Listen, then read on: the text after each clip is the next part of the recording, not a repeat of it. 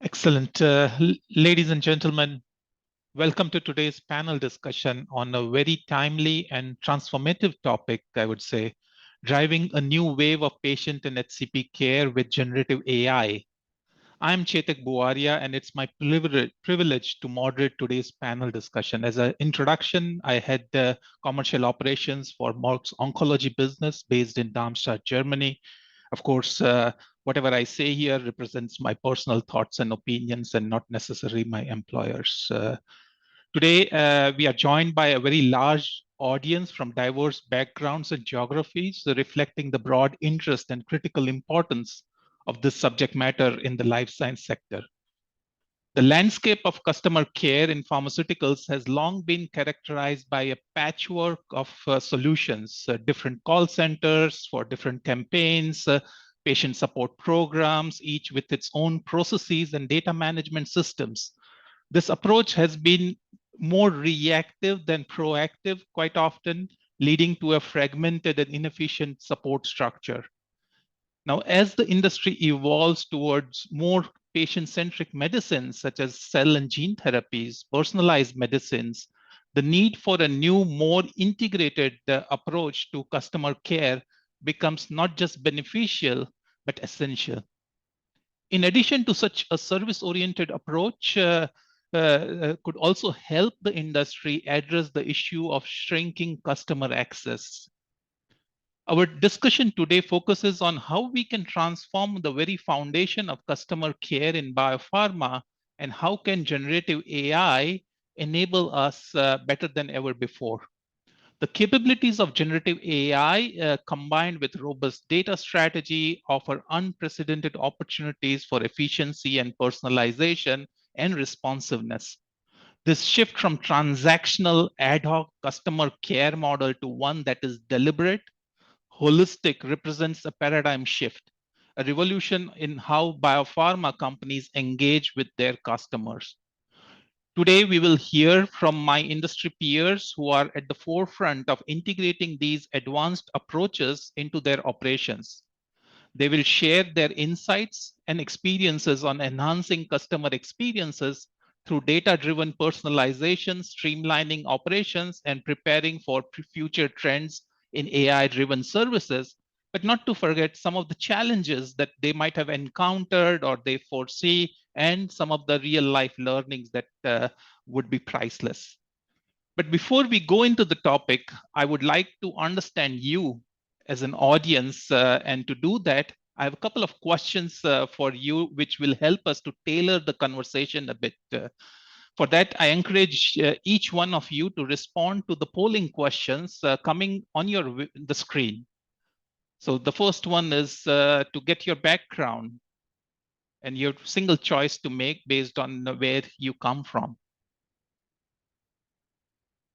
Let's give ourselves a minute to respond.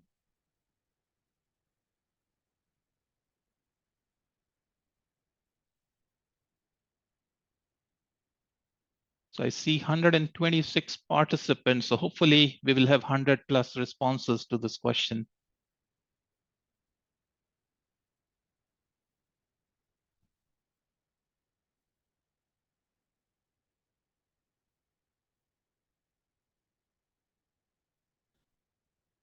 Okay, so then I can't see the results, but we can also check in with the second question that I have for you. If Daisy could, if you could bring that up, yeah, thank you. So how would you rate the maturity of service orientation within your organization in terms of delivering patient and HCP care? So here is the range based on where you are and what you have seen around you. It will be helpful if you respond to this question with a single choice.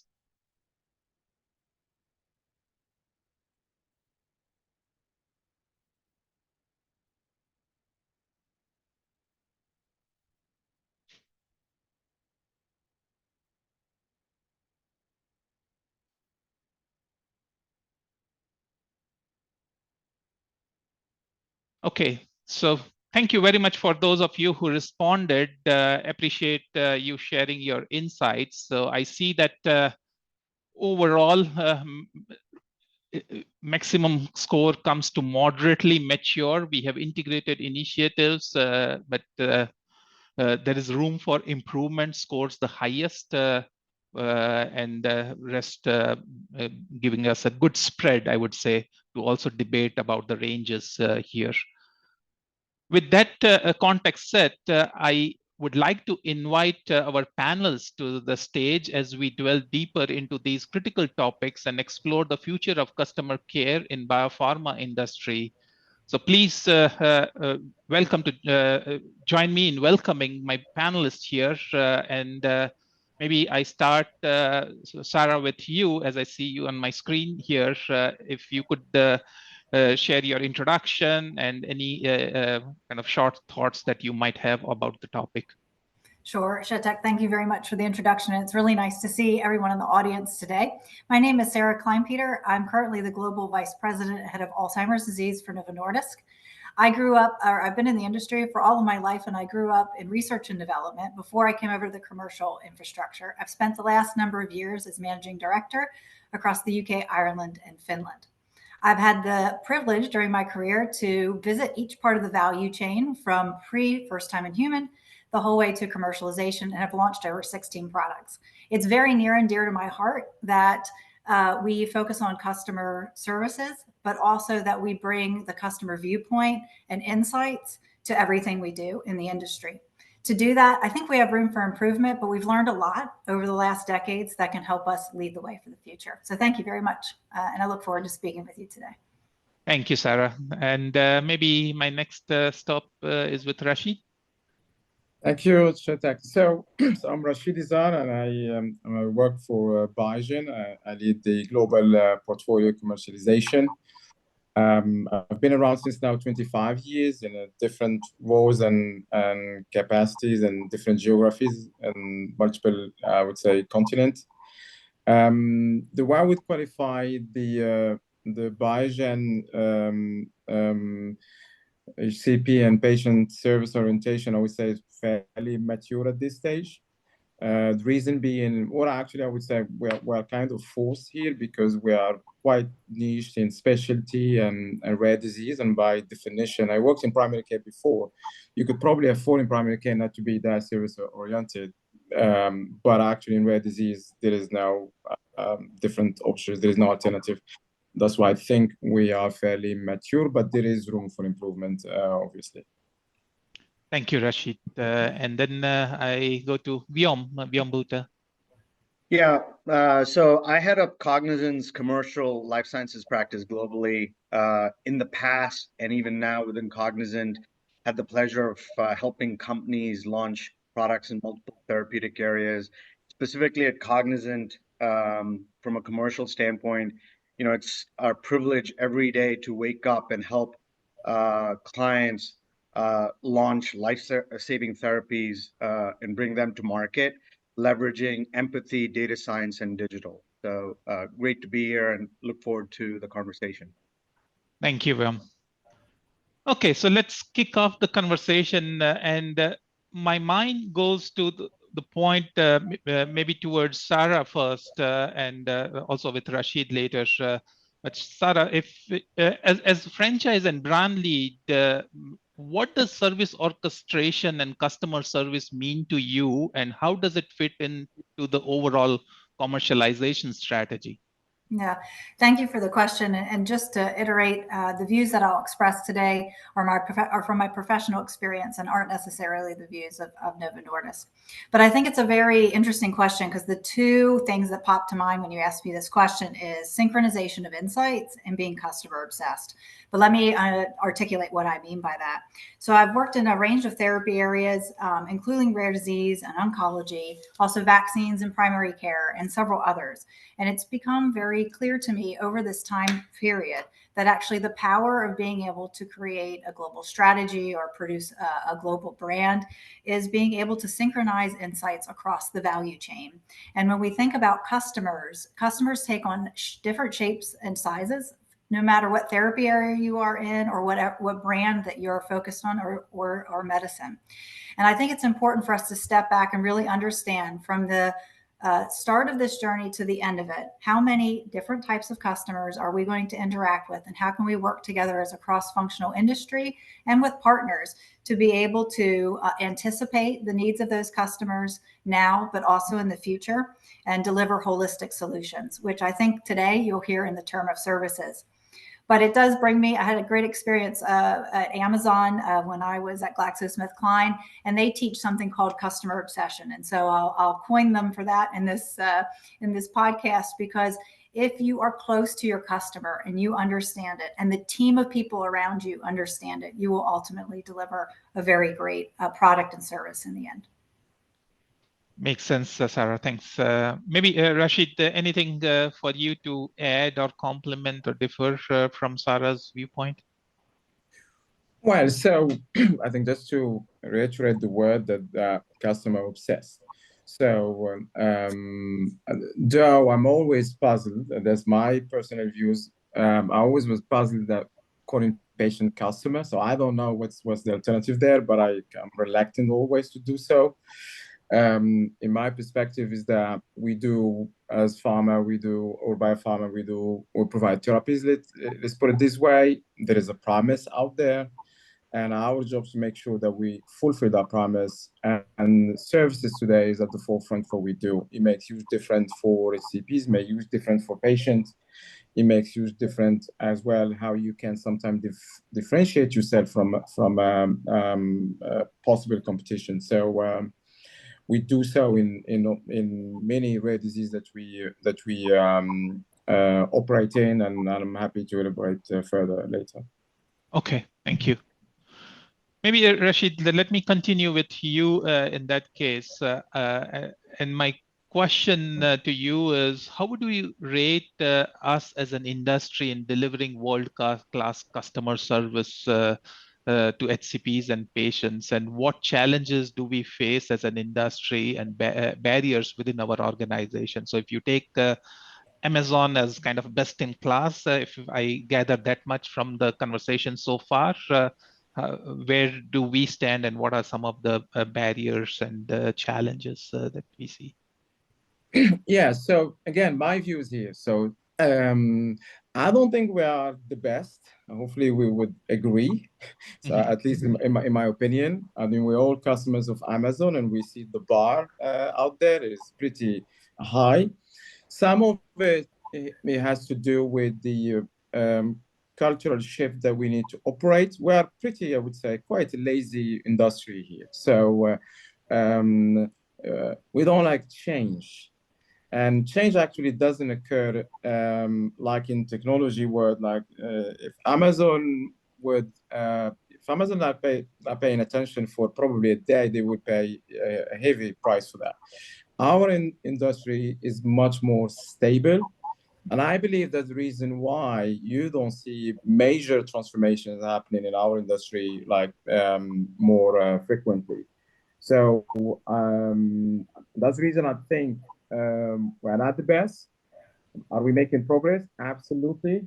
Are we leveraging technology? Absolutely. And we're here to share more experiences across different companies we operate in. Thank you, Rashid. And we I will add social, okay, the one sure. thing. So I will add one thing. The reason as well why we are in a heavy regulated industry. So it's not that easy here. We have duty, we have regulations, we have data privacy regulations that we need to make sure that we adhere to, and we do so. And that actually as well, I would say, at least it is a barrier towards embracing innovation and technology in our industry. Makes sense, Rashid.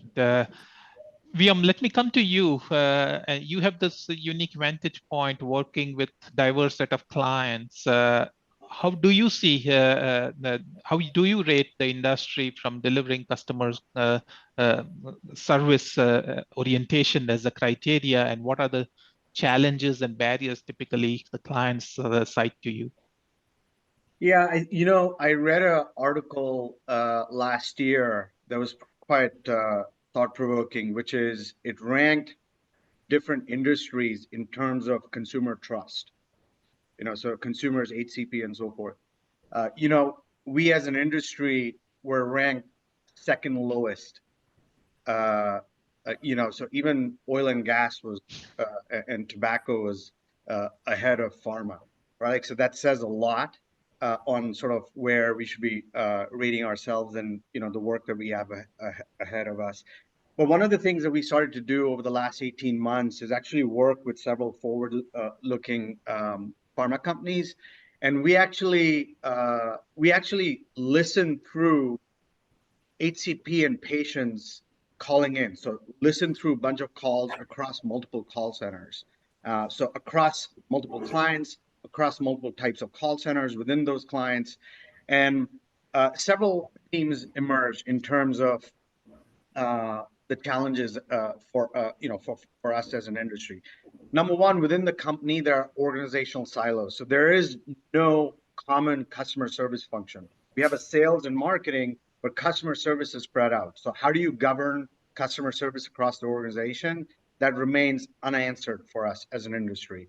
Second, because of this functional silos, there's fragmented operations, right? Like, so multiple call centers, some are insourced, some are outsourced, so different operators that are optimizing moments, but not the entire experience for the customer.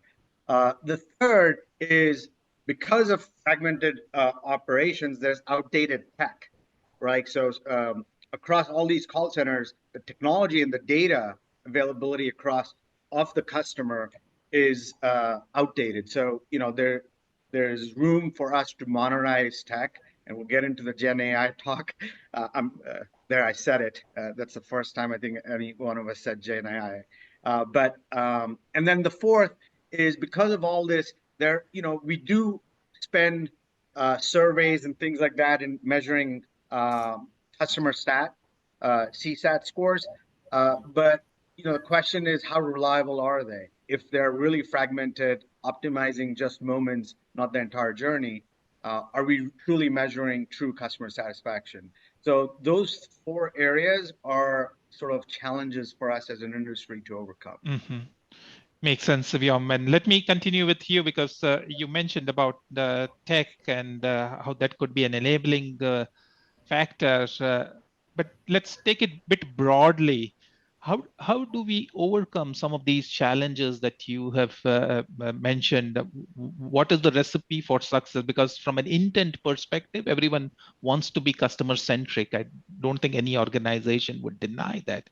But the question is how to build that journey and what is the role that technology plays in that, including now to talk about AI, Gen AI. And is it a question of investment and what from where to start if investment needs to be made? What investments would make sense to elevate customer experience across the value chain? Yeah, great question. So I think a perspective to have is, people say start with the strategy, then the operations, and the tech. We believe you got to flip it because technology can really be the unifier. You can bring technology to the forefront to drive your strategy. And it's really, if you look at the investments we've made over several years now, is all in omni-channel on the commercial side. But all of those have been in push channels. Like we had the field force, now we're sending email marketing campaigns. So it's all, it's all still push. And those are really highly where we are trying to send a message to the customer, right? But when the customers are calling in, they have a real need. And so all of our efforts, the investments we've made in sort of push messaging, we really have to now, really it's the next evolution of omni-channel where customer service becomes truly important because that's when the customers are calling in and we can address their need at the moment of across their journey. And in terms of tech, there's a lot of transformation that can be done, but I'll bucket it in sort of three areas. One is investing in self-service, customer self-service. So almost giving a digital front door into our organization, but digitally, where customers can come in and help address their own questions and and answers. So portals, apps, and then an interface like a chat GPT or a chatbot interface can enable that digital self-service component, and investments in technology there.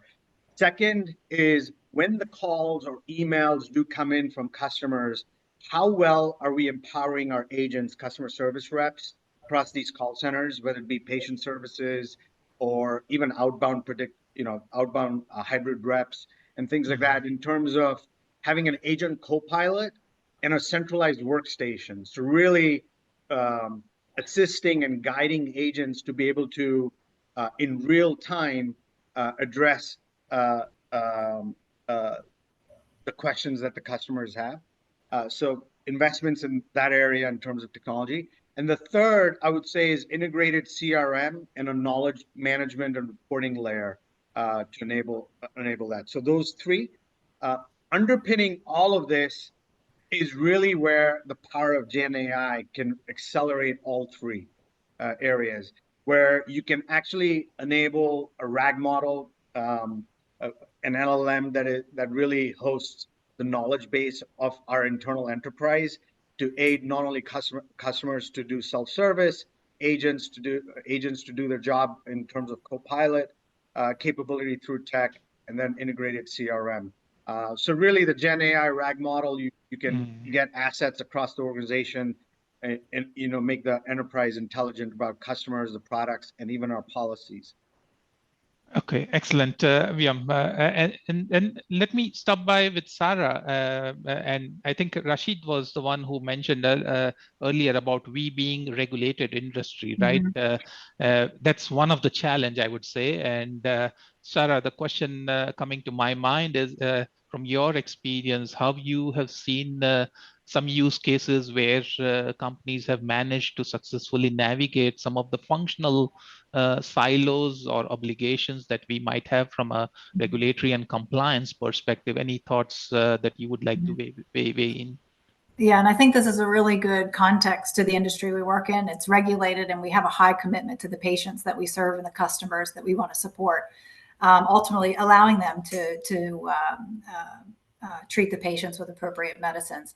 And I think when I look back over my career, the organizations that have been able to kind of integrate the information and insights into good strategic decision making, but then also into strategic execution, which we could call operations here, have done a couple of things that have separated them from others. One, they've invested in organizational structure that withstands the compliance, but also navigates a way of working and cultural behaviors amongst teams that allows information to flow freely and then be applied in a compliant manner in how they execute on those insights. I also see in organizations where they've been really clear about who has the decision-making and accountability for key pieces of work streams are really setting themselves apart from their peers. And specifically, of course, we've talked about how structure and regulation does separate some of the pieces of work we do within the pharmaceutical industry. So that probably will remain in the future. But then what it comes down to are the people who are partners or strategic partners on those connection points need to be highly communicative between each other, high degrees of trust, and being able to work together seamlessly, but also in a compliant manner. And the fourth thing that I've seen that has also really stood companies apart from others is the investment in new and future capabilities, and specifically strategic marketing capabilities. And it's interesting, I heard omnichannel earlier, but I have this personal belief that, 10 years ago, we were calling multi-channel, then we were calling it omni-channel, and everybody was trying to figure out what the definition of that was and defined it differently. And now, because that hasn't really been able to embed and it's really hard to execute on, that philosophy is now becoming AI and machine learning.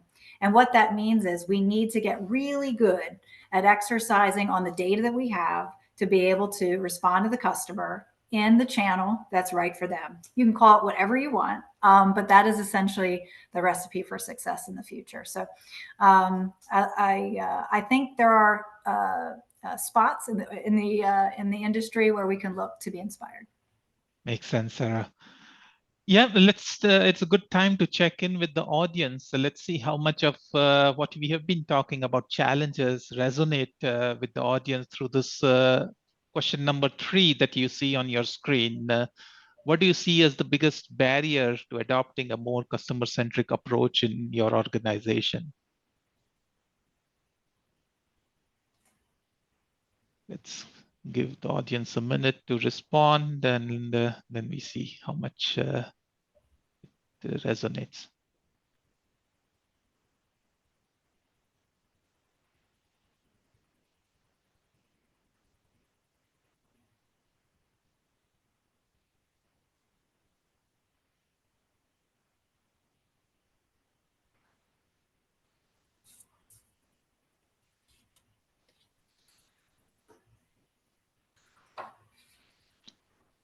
Okay, so let's see what is the result looking like. Interesting spread between lack of clear strategy, organizational culture, regulatory concerns. No surprise there. Technology doesn't seem to be the biggest problem, thankfully, and then no wonder there is a bit of budget constraints also getting highlighted. Any reflection on the audience response to the above question? What do you think has stopped pharma from embracing customer centricity sooner? Any thoughts? Maybe I go around the virtual table here. Any first reactions? Any surprises there? Starting with Rashid, if you want to share anything. I can go. So I am not surprised. I think this is consistent, at least what I had in mind personally. So technology is not an issue, budget, it is not an issue because we can always make room for that. The issue around the strategy is that when you are not clear on the problem you are trying to solve for, that's a recipe for your, the first issue, that you gotta be obsessed in terms of understanding that patient journey in industry where we are, and the challenges along the way, and what is the specific issue that you are trying to solve. And in our view, you flip the model, and I'm very curious to hear more from your perspective. Obviously, he's still in a very traditional way. I want to understand really what's the problem we're trying to solve for, and how we're going to go about that. And then once you make a decision, then we stay consistent and give that solution a chance to operate and impact patient in the best possible way. Mm-hmm. Makes sense. Sarah, anything to add from your side? Yeah, it was 2 words come to mind: habit and strengths. And I'll explain what that means. I think that the industry has developed a set of habits that are sometimes hard to break. And as a result, I think of the best intent of most of the industry wanting to go to customer centricity is the fact that some of those antiquated processes and so forth are kind of sticking around. It's hard to challenge that way of working. And the second part that I mentioned outside of habit is strengths. I do a lot of business development work, so I have the pleasure of meeting a lot of different companies. And what I see is all of our companies were born on different strengths, but over time, the industry has tried to get good at some of the same types of things. And I'm curious, and I wonder if the companies defaulted back to their positions of strength, which created that growth, whether they'd actually be able to ignite past this behavior change and get back to their roots and the strengths at which they were founded. Yeah, makes sense. Vyom, what do you have in mind? Anything to add or reflect on responses that we got from the audience around challenges? Technology is clearly not the biggest challenge, but could be an opportunity, it feels. Yeah, no, I think I would say clearly one of the questions that get asked when we work with clients is like, whose responsibility is it within the organization to drive this? Is it commercial? Mm-hmm. Is it medical? Because if you look at this area, it's not just actually commercial, right? Like HCPs and patients, consumers, distributors, all, those are all like our customers who are actually calling in. So one of the, it was not surprising. I think organizational structure was one of the higher ones. And that's to the heart to be able to answer that question. Like, and if you look at how do you govern, how do you budget for programs, investments, how do you measure customer satisfaction overall across the journey, what investments you make, so all of those, if it can be done in a coordinated way. And I don't know, I guess a question to Sarah and Rachid, and even to the audience, like, is it time for pharma to have a customer service function that actually reports into the leadership, just like the sales and the marketing function report, and the medical function reports into executive leadership. And look at Amazon.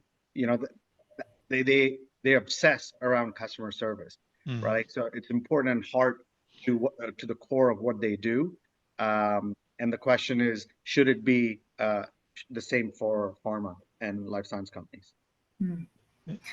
What a fascinating question. So I was thinking about, my experience in the industry with various different size structures and ways of just working. And the one thing that comes very red thread through all of those examples in my mind is the fact that we're organized by subject matter expertise. And this is actually probably one of the things that holds us back from reaching our potential. And so Amazon also has this theory of a one pizza team, but essentially the concept is you put a service team together that represents the core of what you're trying to achieve. And I don't think there's any one answer, but for pharma, I think the answer lies in the clinical and patient journey. And if a brand or a therapy area organizes themselves around that patient and care journey, they will essentially create a service team. And if that service team works really well together and compliantly, they will essentially deliver on what we've been talking about. It's a very different way of thinking. It's like sprints and a little bit of Six Sigma in there if people are familiar with business improvement. But it's a completely adaptive and agile way of working, and it will take some shift to get there. Indeed.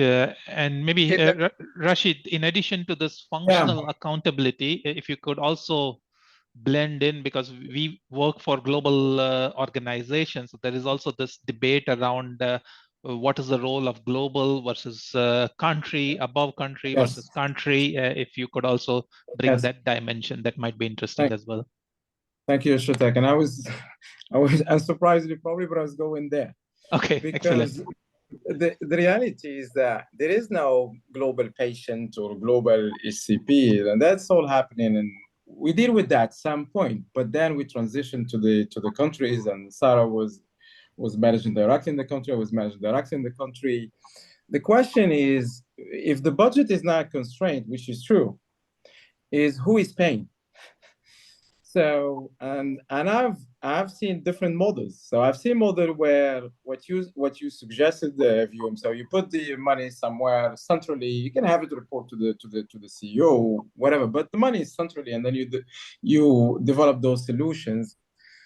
I've seen the side effect of that model. You end up having at some point some solution that Sarah or Rashid of Germany or of Denmark doesn't want. Because they don't solve my problem in Germany, my problem in France, etc. So that's one thing.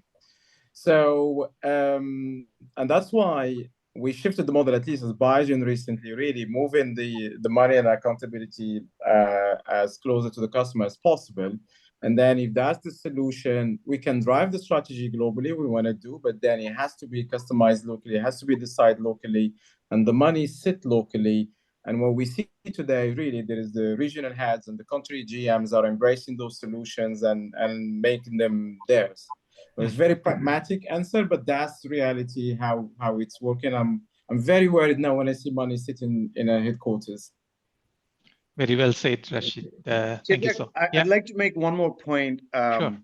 The commercialization or bringing products in cell and gene therapy to market is forcing organizations to think differently. So the model of cell and gene therapy inherently, to support the patient and the HCP, you have to have the clinical, the manufacturing, and the commercial organizations work very tightly together, right? Like, so the service orchestration with the traditional pharma and traditional medicine versus cell and gene therapy is very different. And if you look at actually some of those models and study those models of companies who brought those products to market, and we know that they're increasingly going to be more investments in the R&D pipeline within the industry, and this model is going to be hopefully is going to take growth around the service orchestration, because the medicine and the model for therapy is going to change. So I just want to say that that's another way for organizations to just think through on, okay, how are these companies bring these products to market, and what does this service orchestration mean? Absolutely. To actually look at cell and gene therapy products and companies. Indeed, makes good sense to me. Thanks, Vyom. So let me check the questions that are coming here from the audience. So I want to pick one which is also close to my heart, and I kind of take the liberty of rephrasing it a little bit. So the question goes along the lines of, does biopharma view patients as customer? And I would like to broaden it further to say that who is ultimately the customer for pharmaceutical industry? Is it patients, HCP, payers who pay for service? Do they pay for service? Do they value service differently on top of the drug? And how you drive service orientation when you have such a fragmented customer landscape to navigate? Any thoughts from any one of you? So I actually think this goes back to a theme I raised previously about the clinical and patient journey, because actually when you think about customer obsession or who is the product for, it's for actually multiple people in the pharmaceutical industry, and you're serving different people for different needs, and those needs need to be understood and they need to be anticipated. And I think this is where, when I was talking before about synchronization of insights, it's actually being able to take that entire journey and different customers and syncing those insights in a way that create an actionable and very focused strategy.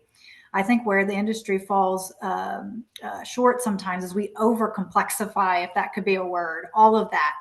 And actually, if we did 2 or 3 things really well for that journey and met the needs of the people that we're going to meet as we go from supplying the product to the patient's experience, to the healthcare professional's information to make a decision, to the payer's ability to navigate the healthcare cost and also reimbursement, we would get a lot further. And I do believe that the more that we work together, we accomplish more. We probably haven't gotten onto that topic yet, but I really do believe that industry, government, and academics or innovation, when coming together, can really make some great societal impact. Excellent point, Sarah. I'm checking with either Rashid or Vyom if you would like to add anything, or I have a very interesting also next question lined up here. I would just repeat my personal views. I'm puzzled with linking patient to customers, because in my mind it implies transaction. There is something in return, which is not the case here. The example for us, for instance, in rare disease and SMA disease, for the administration for Spinraza is intrathecal. For kids, it's a life-saving medication, but it's intrathecal. So who want to go through the intrathecal, right? Nobody. And less so for a child. When we thought about the issue, when we thought about the solution, which is a form of a 3D virtual reality camera that the kids actually can have during the procedures, that will improve their experience. So it changes their experience. It changes their life in that moment. I can't think, we don't want anything in return.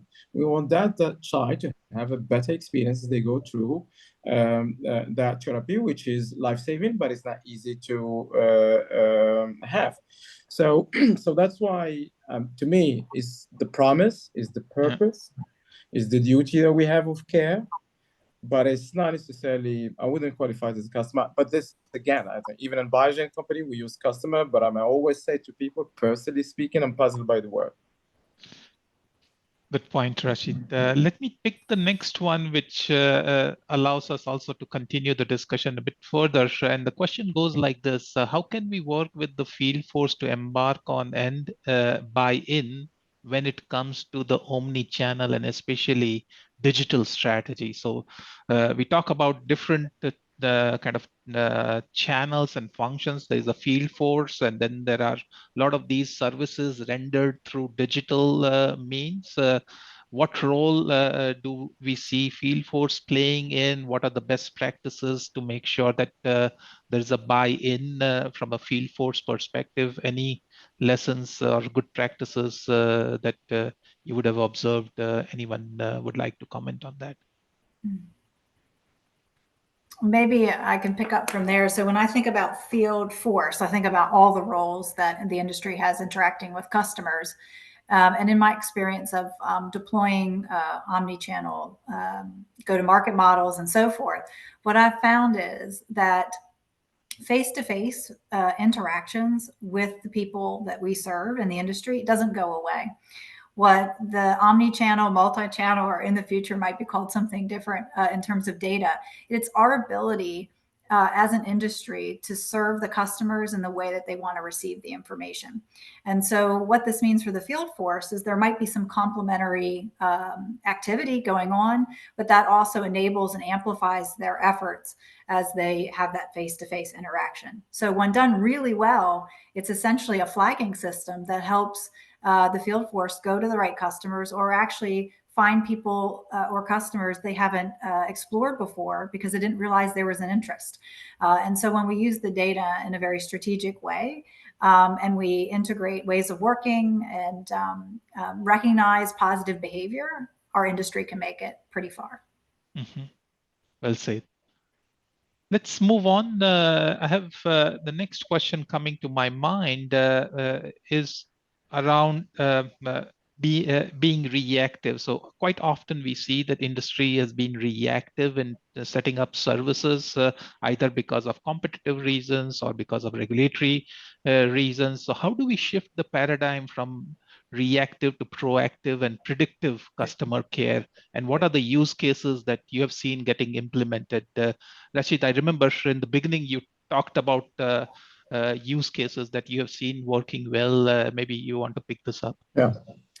Well, yeah. So I think I don't know, Sarah, please feel free to jump in. But we are moving away from really thinking of the problem or the opportunity as reactive, proactive, and or predictive. Is that what's the issue at hand here we're trying to solve for? So let's say a concrete example here. So rare disease, and when you are in Friedreich ataxia or ELS, SOD1, there are 300 patients in the US. Out of 340 million people actually as a US population, how do you find them? So, and this is where technology comes to play with our US team now, with computing all the data from medical record to hospital data to historical data to clinical trial actually data. How do you compute all this information in a way that support those physicians and help them identify those patients? 300 out of 300 million or 40 million patients. So that is what we're busy with today as a concrete example here. The second one I will give, and I think this is dear to our heart, Sarah, for an Alzheimer patient. So we start to see hope with new therapies coming to fight the disease. One of them is the A-beta class. So great hope, but they have side effects. ARIA, she's sort of swelling, etc. So we're working with AI here in developing solutions that will help physicians to predict ARIA occurrence, the risk of ARIA. So back again, what's the issue we're trying to solve for? Be obsessed about, go and do it and solve it. But we don't think of the situation as, are we going to go predictive? Or are we going to go reactive? Are we going to go proactive? There's issue, solution, or how technology can get you there. Mm-hmm. Good point. Sarah, anything that you would like to add or build on what Rashid just said? In terms of any additional use cases that you might have seen? Yeah, use cases are tough in the industry itself. I was thinking about like where have I seen the service at its best, and actually it's been in my hometown community in healthcare. So there's a medical university of South Carolina where I'm currently living, and what's really interesting is they have this full service call center and app, and you might say, okay, pretty basic. But actually, I don't have to do anything. They call me, they tell me when I need to, go to the doctor with my family. If I have a question, I call them, and with like 5 minutes, there's an answer of whatever the question is. And I haven't experienced that in quite some time. And so what we're talking about isn't complex. It's, I think what Richard's saying is, what is the issue we're trying to solve, and just do that. And when you do that, you really don't have to push anyone to do anything. You're actually meeting them where they are and providing a service or a solution to better their lives. So I think that's what I would add to this particular topic. Good point, Sarah. Thank you. So let's Chidek, I'll just yeah. add one more like practical use cases, leveraging data and so forth, and also the question around reps and so forth.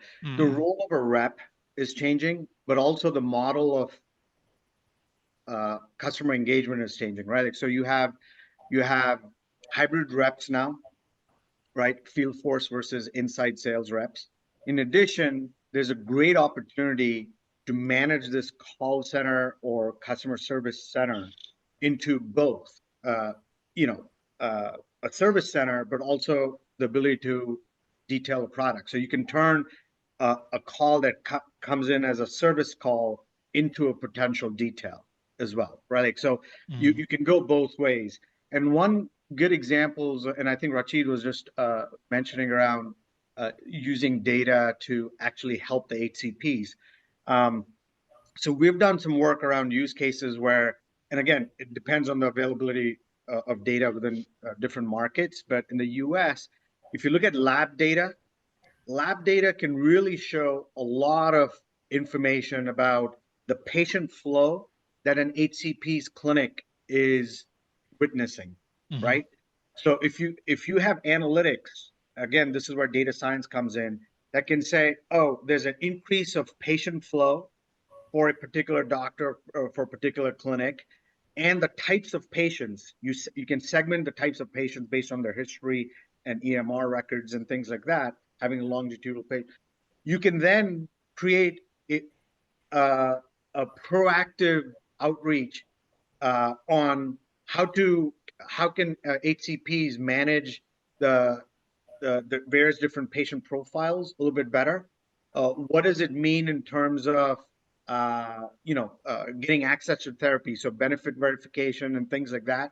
There's a huge demand that's going to be there on the clinic. So how can you have your patient services be a little bit more proactive in sort of addressing the needs of that customer? So those are just like two examples that I want to give where you can use data and analytics to drive more proactive care. And it really isn't sort of a sales or marketing and so forth. It really is the mindset of care that you can bring for the HCP and for the patients, leveraging data. So those are just two examples. No, very good point. And while I have the virtual mic with you, Vyom, let me pick your brain on the next question coming to my mind.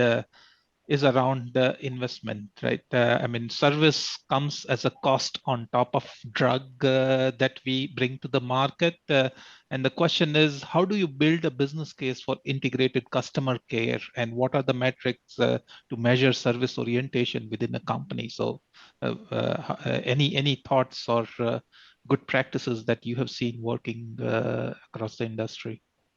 Yeah, to simplify, there are a lot of metrics, but in terms of a business case, it's around customer experience. And if we truly believe that customer experience can drive business performance, which I think we all agree that it does, customer service component is really, or customer experience measurement is really important. So I'll come to how do you measure customer experience in a second. The second is the cost to serve.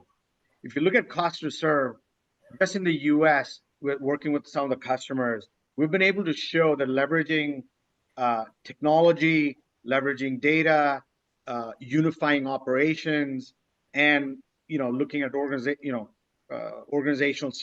silos, we've been able to show savings on cost to serve of customer service by about 50 to 60%. 50 to 60%. And the spend in most big pharma, I would say just in the US, could be easily around 100 million. Okay, so that's a significant amount of savings and lowering cost to serve. Coming back to sort of the customer experience and measurement, we mentioned trust, being able to measure trust, and I think CSAT and NPS scores are really important, but really asking yourself, not measuring CSAT at just moments, but the entire experience. The second is quality of life. So things like, are we accelerating faster access to therapy because of the service orientation? Are we bringing the therapy that has been prescribed for the right eligible patients faster? You can convert that into not only a customer experience metric, but there's a business performance metrics there as well. Time to first fill, right? Adherence to therapy, continuity of care, are all those measures. Another big one is we're advising clients to really measure customer effort score. Sarah mentioned, how do we make it easy for customers to work with us, right? So number of interaction points, number of clicks, number of channels, but how much effort, how many calls did they make? How many times did they get transferred? Did we answer the first time they contacted with us, either through that digital self-service or reaching an agent? So the customer effort score is super important in this area. And then obviously, call center performance metrics are important. First contact resolution, average handling time, and so forth continue to be there. But this quality of life and the customer effort score and the trust factor are the three main dimensions that can drive our business forward. Let me connect with one question that I see here on my panel screen here.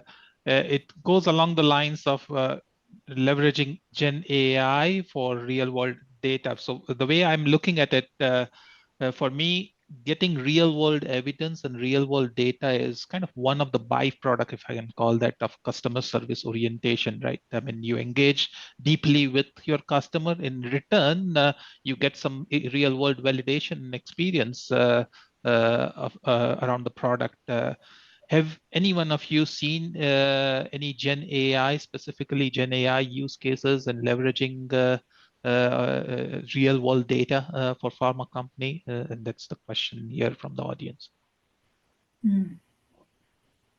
I have a view. I mean, at least from what I have seen, it's too early to say that this is the real world evidence which came exclusively from Gen AI. However, what increasingly we are seeing is that Gen AI becoming the default way of generating insights. It has this unique ability to churn tons of data, which is a classical real world data set. But then if you wanted to do that manually, it would have taken it longer, and sometimes you miss those insights. But clearly, I think the value that I see is more around underlying processes that drives real world data and converting that into the insights. So that's my thought. I see Sarah nodding in agreement. Yeah, I've worked on several proprietary projects, which I won't mention, but what I do see as a crossroads is the fact that we, as a regulated industry, we've got GDPR, we've got our compliance, but we also need to help patients who are sometimes hard to find. And it is at those crossroads where we'll be able to identify future solutions. And I think with the healthcare systems around the world navigating towards electronic health records, that is going to increase, but also the sensitivity of the use of the data will continue to increase. So I think there's a lot for us to learn as the science gets better and the data becomes more rich and in several different places in the world. But I do believe that it will make some of our processes as an industry more efficient and hopefully get to the patients who need our medicines the most. Excellent. Thank you, Sarah. I'm conscious of time. It has been a fascinating conversation. And as we always say, when you have good people around the table, time flies. And this has been no different. But as we kind of wind up the discussion in next 5 minutes or so, I'm wondering if you would like to have any action points that the audience can take to drive the change from now. So if there are one or two bullet points, a recipe or stepping stones that you would share with the audience who might be just embarking on this journey, maybe I go around the table and continuing with Sarah, with you to start with. Yeah, I think two very actionable points you could do right after this call is to think about, no matter where you're working, what do you not know about your customer that you wish you knew? And what do you know that if you shared with a colleague would change something? Mm-hmm. And I'd be interested in where you would take that. Very good point, Sarah. Know your customer first. Rachid, what are your action points? I would say, I think something that I've said multiple times today is really, what is it that fundamental thing, in my opinion, what is it you're trying to solve for here? What's the issue at hand? And once you have, and then obviously how you do that, you talk to your internally, externally, you get the maximum information insight you need. And then once you are clear on the issue at hand, then you start working on a solution. Don't ever take a no for an answer, because the number of solutions, whether digital, whether AI now more and more, where we heard the first thing, no, we can't do this, we can't do that. And then once you engage your colleague actually at the early phase of your thinking, there are ways, there are solutions that are appropriate, that are adherent to the law, to the regulation, to compliance. And that would be my advice. Focus on the issue you want to solve and involve your colleagues as early as possible in the process. Makes sense, Rachid. Vyom, what are your action points? Yeah, I would just encourage us as an industry to think customer first and continue that. And really, when you think of customer first, just understanding, are we there, and do we make it easy as an industry to cater to their needs when they need us? Mm-hmm. Like, so that's a question to be answered. And I think in answering those questions, a lot of what we talked today sort of reveals itself. So we look forward to working with you and innovating and taking our industry forward. Thank you, Vyom. And I can only echo with all that you guys have said, and to build on what Rachid said, for me, what is critical is to have this cross-functionally aligned, integrated strategy for customer experience with a very clear accountability and visibility in terms of who does what. I think that should be a good starting point as well. With that said, I thank each one of you, Sarah, Vyom, Rachid, for spending time. I enjoyed the conversation. I learned a lot, and I hope the audience as well. And I thank you for your time and sharing the insights, and also thank the audience for joining us today. Appreciate you guys joining, and have a good rest of the day. Thank you so much. Thank you all. Thank you. Thank you. Thank you.